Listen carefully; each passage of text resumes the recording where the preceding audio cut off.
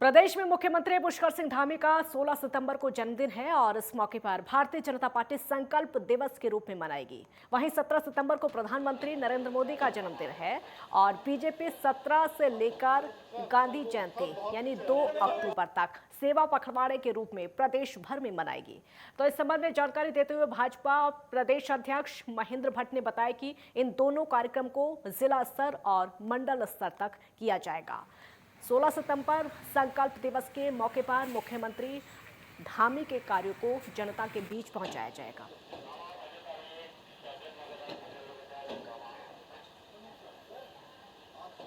नहीं, हमने निर्देश मोड पे अनुरोध किया है।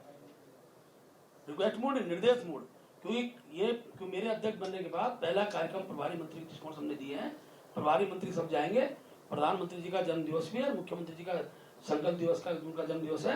उस दोनों कार्यक्रमों में प्रभारी मंत्री रहेंगे और पूरे जिले के हमने ये भी तय किया है, क्योंकि अभी मैं बहुत जल्दी अपने विधायक मंत्रियों के साथ बैठने वाला हूँ। हमने ये भी तय किया, जिले में जाने के बाद जिला हेडक्वार्टर नहीं है, जिले में जाने के बाद मंडल स्तर भी है।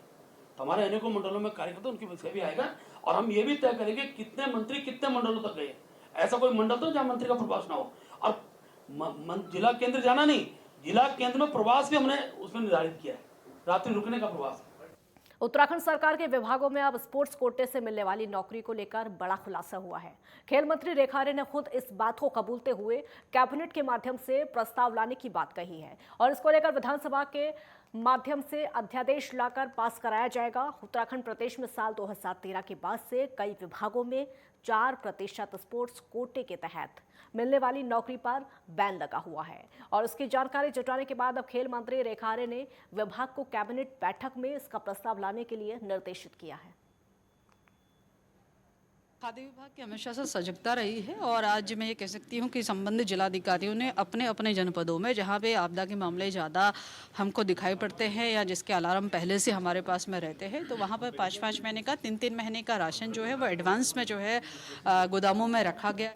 उत्तराखंड में हो रही लगातार बारिश के चलते कई जगह पर भूस्खलन और बादल फटने से काफी नुकसान हुआ है, जिससे ऐसे में सरकार की ओर से बेघर हुए परिवारों को खाने पीने की व्यवस्था की जा रही है। इस पर खाद्य मंत्री रेखा आर्य ने कहा कि जहां भी आपदा की समस्या बन रही है उन जगहों पर जिला अधिकारी के द्वारा 3 महीने पहले ही राशन की व्यवस्था की जा रही है ताकि आम लोगों को राशन से वंचित ना होना पड़े।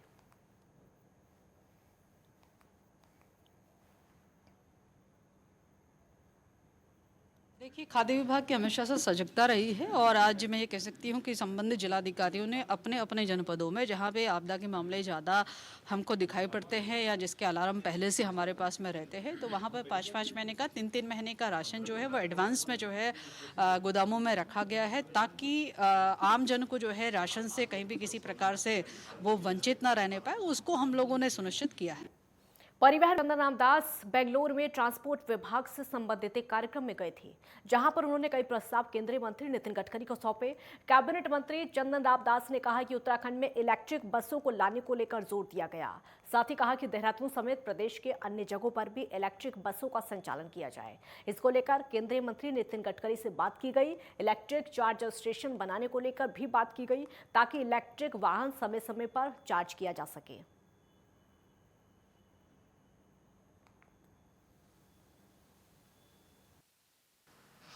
अभी बेंगलोर में देश के सड़क परिवहन और हाईवे मंत्री हमारे वरिष्ठ नेता नितिन गडकरी जी के नेतृत्व में 3 दिन का मंथन चला था, जिसमें हमारे पीडब्ल्यूडी के माननीय मंत्री जी भी थे और सड़क से संबंधित और परिवहन से संबंधित मेरा भी वहाँ विषय था। चूँकि सड़क परिवहन, ट्रांसपोर्ट और ये जितने भी व्हीकल्स हैं, जो व्हीकल्स बन रहे हैं, वो भी एक उद्योग के रूप में एमएसएमई भी मेरे पास विभाग होने के नाते मुझे वहाँ बोलने का अवसर मिला। वक्फ बोर्ड के अध्यक्ष बनने के बाद पिरान कलियर पहुंचने से पहले ही बयानबाजी करके विवादों से घिरे शादाब शम्स बुधवार को पिरान कलियर स्थित विश्व प्रसिद्ध दरगाह पहुंचे, जहां पर उन्होंने चादर पोशी करके देश में अमन और शांति के लिए दुआ मांगी। और वहीं इस दौरान मीडिया से मुखातिब होते हुए उन्होंने अपने बयान पर सफाई दी। पत्रकारों से बात करते हुए उत्तराखंड वक्फ बोर्ड अध्यक्ष शादाब शम्स ने कहा कि पिरान कलियर सिर्फ आस्थाने का नाम नहीं है, पिरान कलियर एक विधानसभा और गाँव का नाम है। उन्होंने पूरे पिरान कलियर क्षेत्र की बात की थी। उन्होंने कहा कि मेरी दरगाह शरीफ में गहरी आस्था है। के आस्थाने पे आज हम खड़े हैं और पिरान कलियर विधानसभा का नाम है। पिरान कलियर कलियर है वो एक गांव का नाम है। मैंने कलियर की बात की है, मैंने आस्थाने की बात नहीं की। ये दरगाह शरीफ तो मैं हमेशा आप लोगों के बीच यहाँ आता रहता हूँ और मेरा अपना अकीदा है इस साबिर पाक की दरगाह पे। यहाँ जब मैंने जो मांगा है वो हम सबको मिला है। कुछ लोग नासमझी की वजह से इस बात का विरोध कर रहे हैं। उनको लग रहा है कि हमने दरगाह साबिर पाक के बारे में कुछ कहा है। दरगाह के बारे में कुछ नहीं कहा गया। पिरान कलियर एक विधानसभा का नाम है। ये जो बात कही गई ये विधानसभा के बारे में कही गई। उत्तराखंड की धामी सरकार मदरसों की जांच कराने की तैयारी कर रही है। राज्य सरकार के इस फैसले का कांग्रेस ने समर्थन किया। कांग्रेस प्रदेश अध्यक्ष करण माहरा का कहना है कि मदरसों के सर्वे में कोई दिक्कत नहीं है, लेकिन सरकार की नीयत सही होनी चाहिए। उन्होंने सरकार से मांग की है कि सिर्फ सरकार मदरसों के सर्वे क्यों कर रही है। उन्होंने सभी धर्मस्थलों के सर्वे की मांग की है। मुख्यमंत्री पुष्कर सिंह धामी ने राज्य में मदरसों के सर्वे कराने की बात कही। देखिए, सरकार का अपना सोचना है। अगर सरकार चाहती कि मदरसों की सर्वे हो, उसके पीछे उनकी नीयत क्या है मैं नहीं जानता, तो सर्वे होने में कोई हर्ज नहीं है। लेकिन सर्वे केवल मदरसों की क्यों? सर्वे उन सभी स्थानों की होनी चाहिए जिनमें आस्था को लेकर हम लोग कार्यक्रम करते हैं। मैं जिस धर्म से आता हूँ उस धर्म में हमारे यहाँ परंपराएं रही हैं कि लोग ऋषि मुनि जो है, जब उनके अंदर अध्यात्म जागता था और अपने ईश्वर के प्रति प्रेम जागता था, तो वो इंटीरियर में जाके, हिमालय में जाके, जंगलों में जाके तपस्या करते थे। वहीं उनके अनुयायियों ने उनके मठ और मंदिर बना दिए हैं। आज वो ज़मीनें आज भी मंदिरों के नाम नहीं है। आज भी वो ज़मीनें जो है कहीं ना कहीं फॉरेस्ट में निहित हैं। उन सब की सर्वे होने चाहिए और उनको मुख्यमंत्री जी को रेगुलराइज कर देना चाहिए। उन संस्थाओं के नाम पे, उन मंदिरों के नाम पे, उन मठों के नाम पे, उन ज़मीनों का रेगुलराइजेशन करने की ओर को अपना कदम बढ़ाना चाहिए। यही मैं कहना चाहूँगा। एक ब्रेक के लिए यहाँ पर रुकेंगे, जल्द लौटेंगे।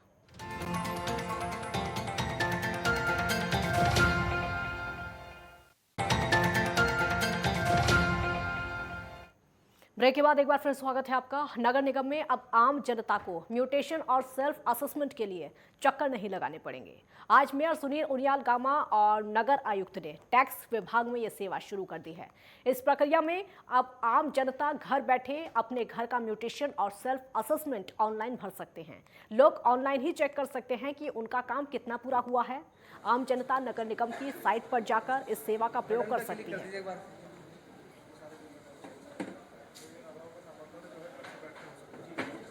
नगर निगम का प्रयास है कि जनता को अधिक से अधिक सुविधाएं मिलनी चाहिए। उसी क्रम में जो है ये जो म्यूटेशन वाली व्यवस्था थी, जिनको नगर निगम में आके उनको चक्कर काटने पड़ते थे, अब उन्हें चक्कर नहीं काटने पड़ेंगे। घर से ही जो है ऑनलाइन वो अपना म्यूटेशन अप्लाई कर सकते हैं और वो देख भी सकते हैं कि उनका म्यूटेशन कहाँ है इस समय।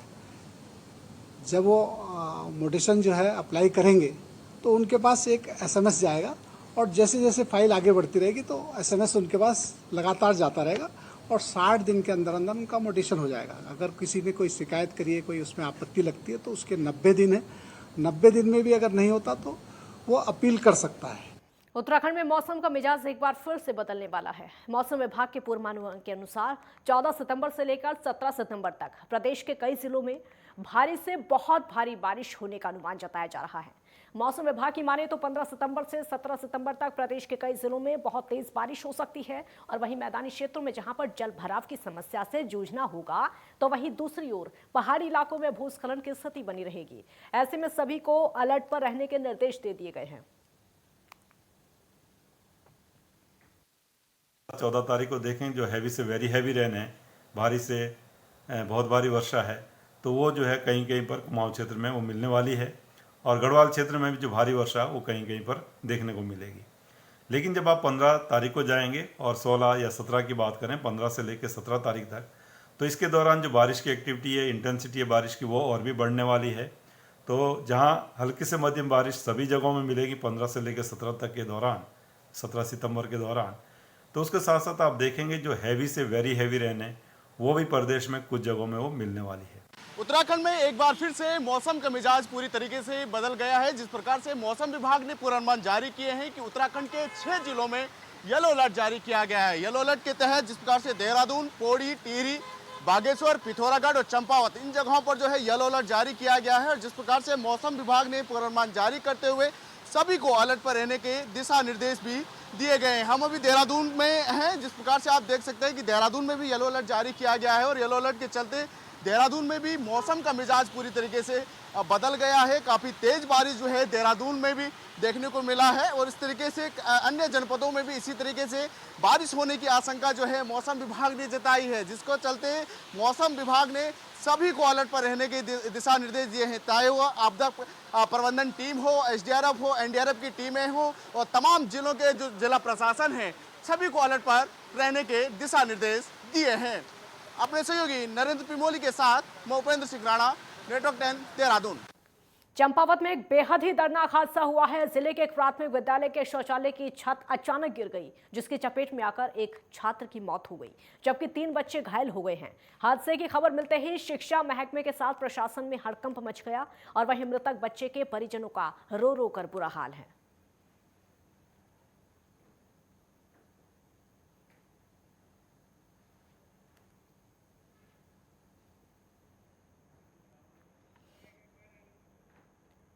स्कूल के शौचालय की छत गिर गई। चंपावत का ये पूरा मामला है, जहां पर एक की मौत और 3 छात्र घायल बताए जा रहे हैं छत गिरने की वजह से। फिलहाल प्रशासन ने इसकी जांच शुरू कर दी है, लेकिन मृतक के परिजनों का रो रो कर बुरा हाल है।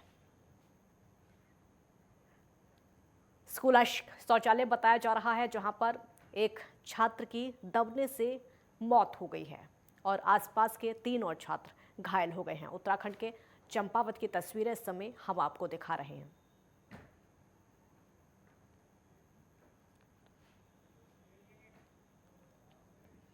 एक ब्रेक के लिए यहां पर रुकेंगे, जल्द लौटेंगे।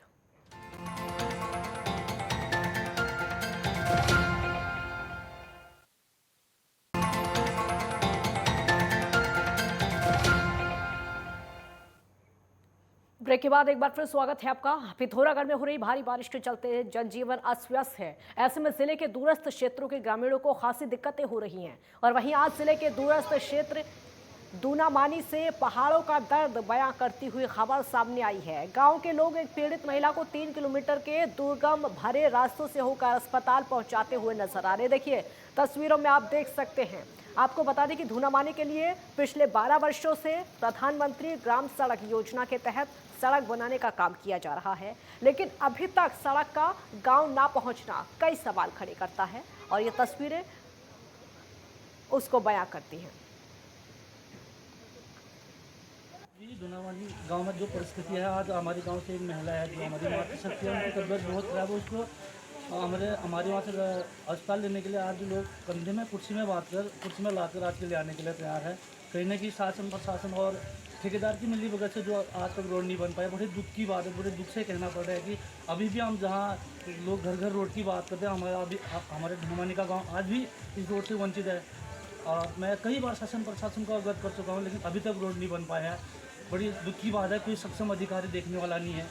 एक धूनामानी गांव जो कभी पिछड़ा सा महसूस होता है हमें। जनपद में लगातार बारिश हो रही है, जिससे 10 ग्रामीण सड़कें और 2 बॉर्डर रोड बंद हैं। उनके खोलने की कार्रवाई लगातार की जा रही है। जो बॉर्डर रोड हैं उनके आज शाम तक खुलने की संभावना बताई गई है विभाग की तरफ। बद्रीनाथ धाम में इन दिनों देश के अलग अलग राज्यों से भारी तादाद में श्रद्धालु यहां पर पहुंच रहे हैं और अपने पितरों का पिंडदान कर रहे हैं। बद्रीनाथ धाम को मुक्ति धाम जाना जाता है और यहाँ पर पितरों को पिंडदान और जलदान करने से मोक्ष की प्राप्ति होती है। पूर्णिमा से अमावस्या तक चलने वाले श्राद्ध पक्ष के दौरान भारी तादाद में श्रद्धालु यहाँ पर पहुँचते हैं।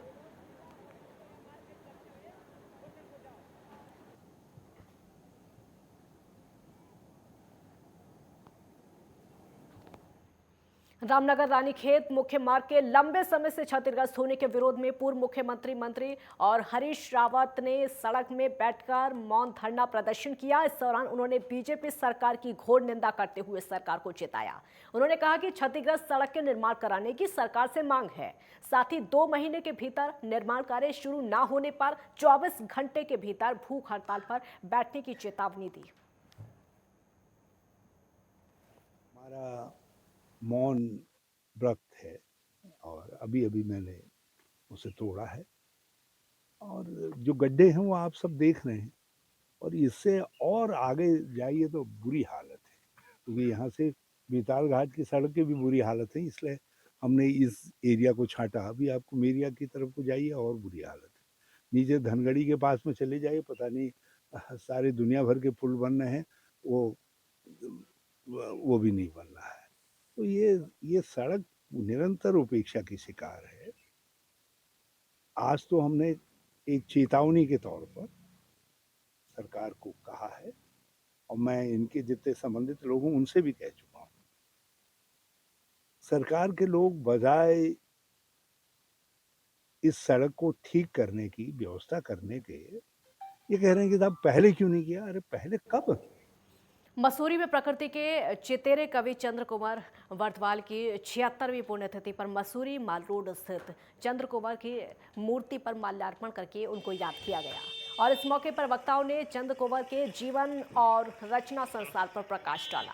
चंद्र कुमार शोध संस्थान मसूरी और द हिल्स ऑफ मसूरी के अध्यक्ष शूरवीर सिंह भंडारी ने चंद्र कुमार से कहा कि चंद्र कुमार प्रकृति के चितेरे कवि थे और उन्होंने मात्र 28 साल की कम उम्र में प्रकृति, हिमालय, राजनीति, पशु पक्षी, ब्रिटिश शासन आदि विषय पर कविताएं लिखी। और पूर्व पालिका अध्यक्ष ओपी उनियाल ने कहा कि सरकार द्वारा विख्यात कवि चंद्र कुमार के द्वारा रचित रचनाओं और कविताओं को संग्रहित करने के लिए ठोस नीति बनाई गई, जिसके तहत पाठ्यक्रम में शामिल किया। हम उनकी पुण्यतिथि पर यहाँ पर उनको नमन करते हैं, क्योंकि वो पहाड़ी नहीं बल्कि पूरे भारत के एक रत्न थे, जिन्होंने हिंदी में बहुत बड़ी खोज की। बहुत कविताएं उन्होंने, काफिल पाकू, कुछ ऐसी कविताएं उन्होंने रचना उन्होंने की है, मगर बहुत अल्प आयु में वो बीमारी की वजह से उनकी ज़िंदगी आगे नहीं बढ़ पाई। आज वैसे भी हिंदी दिवस है, हम उनको आज पुण्यतिथि पर हृदय से उनको श्रद्धांजलि अर्पित करते हैं। चंद्र वर्तवाल की ये आज 75वीं पुण्यतिथि है और हम लगातार 30 वर्षों से, कम से कम 3 दशकों से चंद्र वर्तवाल जी को याद कर रहे हैं, उनका स्मरण कर रहे हैं, भावपूर्ण स्मरण कर रहे हैं और जो उनकी कविताएं हैं उनके प्रचार प्रसार के लिए जो चंद्र वर्तवाल संस्थान है और द हिल्स ऑफ मसूरी है वो कमिटेड है, वो पूरी तरह से संकल्पबद्ध है। हम निरंतर जो है उनके कविताओं को लेकर के बारम्बार बच्चों के बीच भाषण प्रतियोगिताएं आयोजित करते हैं और जो हमारे उत्तराखंड और देश की महान विभूतियाँ है उनको भी सम्मानित करते हैं। और सम्मान करने के पीछे हम लोगों का मकसद ये रहता है कि चंद्र कुमार वर्तवाल की जो कविताएं हैं वो जन जन तक कैसी पहुंचाया जाए। उत्तराखंड को देवभूमि कहा गया है। यहाँ पर कण कण में देवों का वास है। यहाँ समय समय पर देवी और देवता अपने गर्भगृह से बाहर निकलकर अपने भक्तों को दर्शन और आशीर्वाद देने के लिए देव यात्रा पर निकलते हैं, जो कि सदियों से चली आ रही है। ऐसी ही एक लोक परंपराओं के तहत सदियों से चली आ रही चमोली के कपेरीपट्टी स्थित सिद्धपीठ कनखुल गांव में राजराजेश्वरी जिठाई देवी की 9 महीने की डोली यात्रा की शुरुआत की गई। रिपोर्ट आप देखिए। चमोली के विकास खंड कर्णप्रयाग के कनखुल में स्थित राजराजेश्वरी जिठाई देवी का सिद्धपीठ मंदिर है। यहाँ हर 12 साल बाद देवी अपने गर्भगृह से बाहर निकलकर मुल्क भ्रमण पर जाती हैं। लेकिन इस बार कोविड की वजह से 14 साल बाद देवी अपने गर्भगृह से बाहर आई हैं। जहां 3 माह तक मंदिर परिसर में पूजा अर्चना के बाद देवी 6 महीनों तक क्षेत्र भ्रमण पर जाकर ध्यानियों और भक्तों को आशीष देंगी। देवी के मंदिर के गर्भगृह से बाहर आने के दौरान भक्तों ने जयकारे लगाए और देवी के पशुओं ने भक्तों को आशीष दिया। बता दें कि 7 सितंबर को सुबह बरमोला पंडितों ने देवी की पूजा अर्चना की। इस दौरान देवी के वीरों की पूजा अर्चना भी की गई। साथ ही देव निशानों की प्राण प्रतिष्ठा का कार्यक्रम किया गया। जिसके बाद देवी की डोली और देव निशान गर्भगृह से बाहर आए और देवी की डोली और देव निशानों ने यहाँ पर देव नृत्य का आयोजन किया। इस दौरान यहाँ हजारों श्रद्धालुओं ने देवी मां के दर्शन किए। पांडव चौक और पुजारी चौक में देव नृत्य के बाद देवी डोली यात्रा से कुछ दूरी पर मुख्य मंदिर में पहुंची। यहाँ पूजा के बाद देवी की डोली पौराणिक मकान के चौक में गई, जहाँ देवी की पूजा अर्चना की गई। माँ जिठाई देवी चौथगी परिवार कनखुल मल्ला, कनखुल तल्ला, डौंठला, ग्वाड़ और बिडोली की आराध्या देवी हैं। मान्यता है कि राजराजेश्वरी जिठाई देवी लोबागड़ी में जन्मी और प्राचीन काल में जब मुल्क भ्रमण में आई तो कनखुल में देवी की डोली विश्राम करने के बाद उठ नहीं पाई, जिसके बाद देवी का मंदिर कनखुल में ही स्थापित किया गया और लोबागड़ी रामड़ा गांव से दास और पुजारी वर्ग देवी की पूजा अर्चना के लिए कनखुल में बुलाए गए। तब से यह जिठाई देवी कनखुल मल्ला, कनखुल तल्ला, डौंठला, ग्वाड़ और बिडोली चौथगी परिवार की आराध्या देवी बन गई। यहाँ पर देवी की पूजा अर्चना और हर 12 साल के बाद डोली यात्रा का आयोजन रिद्धि सिद्धि के साथ किया जाता है। जब देवी डोली यात्रा के दौरान लोबागड़ी रामड़ा में जाती है तो वहाँ पर देवी के नाम से अष्टबली होती है। लोबागड़ी में देवी को शक्ति माता के नाम से जाना जाता है। देवी की अगुवाई लाटू देवता करते हैं, जो कि हर गांव के मठ मंदिर देवी देवताओं के चिन्ह निशानों के साथ जाता है। देवी को शक्ति और ऊर्जा का प्रतीक माना जाता है। देवी जिसके भी मन मस्तिष्क में विराजमान होती हैं, उसकी हर मनोकामनाएं पूरी होती हैं। कहा जाता है कि देवी अपनी ध्यानियों की लाडली होती हैं। जब देवी मुल्क भ्रमण में जाती हैं तो चौधगी परिवार की सभी ध्यानियां देवी को भोग लगाती हैं। देवी उन्हें आशीर्वाद देती हैं और उनकी हर मनोकामनाएं पूरी करती हैं। बता दें कि देवी की डोली पौराणिक मकान के चौक में अभी विश्राम कर रही है। यहाँ पर डोली यात्रा की तैयारियां जोरों शोरों से चल रही हैं। यहाँ पर महिलाएं माँ जागर, कीर्तन, भजन और वरमोला वर्ग पूजा अर्चना कर माता को भोग लगा रहे हैं और देवी के जमान निशान और दास वर्ग, डोडिया वर्ग अपने एरवालों की तैयारियां करवा रहे हैं, जिसके बाद देवी ध्यानियों को आशीर्वाद देने के लिए उनके क्षेत्रों में जाएंगी और नियत समय पर पूजा अर्चना के बाद अपने गर्भगृह में प्रवेश करेंगी। इसी रिपोर्ट के साथ उत्तराखंड दर्पण में फिलहाल इतना ही। आप देखते ही नेटवर्क 10। जय हिंद।